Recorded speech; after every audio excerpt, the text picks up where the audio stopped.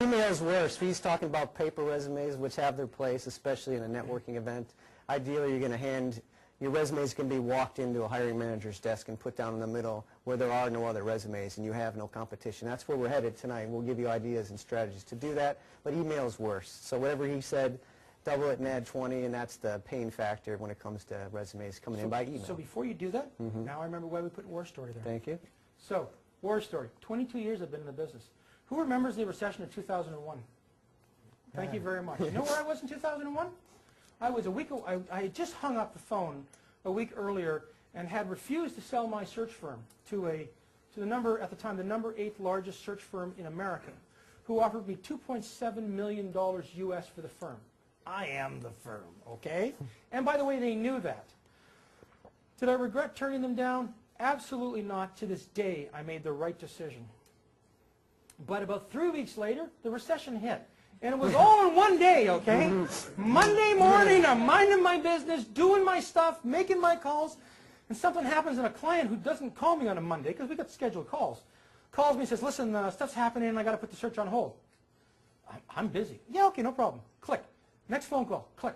Same thing. Click, click, click. We lost the 3 largest searches we had in 45 minutes. The rest of them over the next week.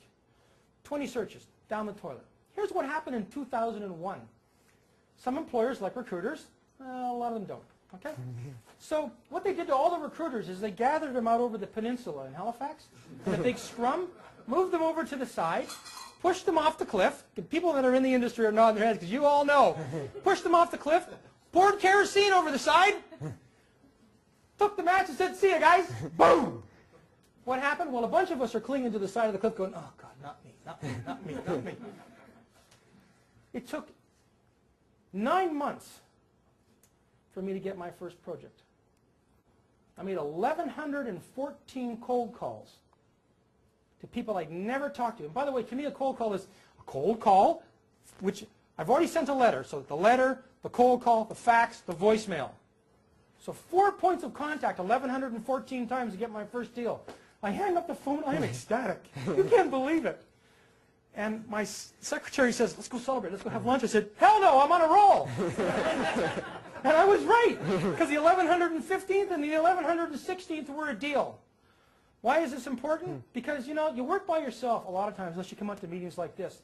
You got to have a process, you got to do it, you got to have the discipline, and you just got to keep at it. Like the farmer out in the field who's pumping the, you know, he knows there's water down there, and he just keeps pumping. Why? Because he has no other choice.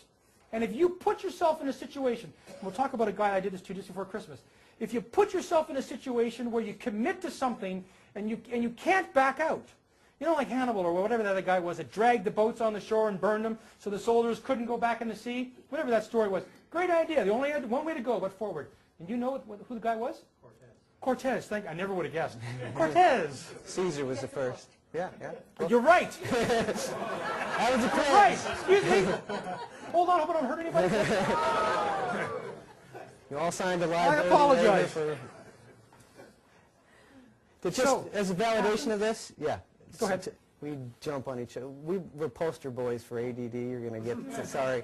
To validate this, raise your hand if you or anybody you know has ever had multiple job offers.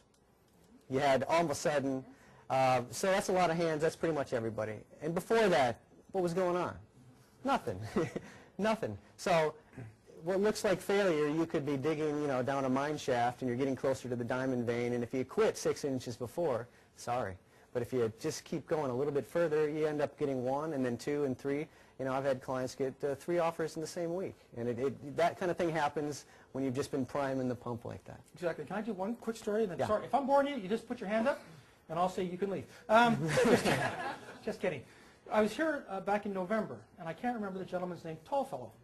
Anyway, he was doing everything right. Had the list, very focused, had a good resume. Martin had done it, still wasn't getting the traction he wanted. So we're talking about this, and I said, well, you know, like, when do you run out of money?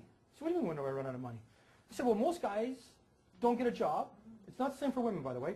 Don't know what's going on here, guys. Most guys don't get a job till they run out of money, either a couple of days before or a couple of days after. It's true. It just all of a sudden from heaven, boom, oh, I like this one. I got it. This one's mine. So I said, listen, take your wife, tonight, take a calendar, go in the kitchen, and ask her to pick a date. And circle the calendar. He said, what for? He says, because that's the day you're going to get a job. And you tell her that she's going to circle the day, and you're going to get a job on that day. Now, he looks at me, and I go, listen, it works. So, it was the 24th or the 25th of December. I don't hear from him. And all of a sudden, I get these calls. David, got to talk to you. David, I'm not there. I'm in Florida. I'm at Disney World, man. I'm having fun. And I'm getting calls from this guy. Anyway, make a long story short, in the first couple of days of January, he calls me up and says, listen. Oh, I said, hi, how you doing? He said, listen, I got these offers. He said, yeah, you got a bunch of them? Did it work? He goes, oh, yeah, it worked just beautifully, but I turned them all down. So I just want to let you know that, you know, technically I made the 25th date. I committed to that. I made the 25th date, but I turned all those offers down. But I took one yesterday. So I just wanted you to know that. I said, oh, thank you very much. It's one of your students. And so that actually does work. It sounds so silly, and it sounds so simple. But if you think about it, you know I'm right. And, of course, he knows I'm right because it worked. He's working now.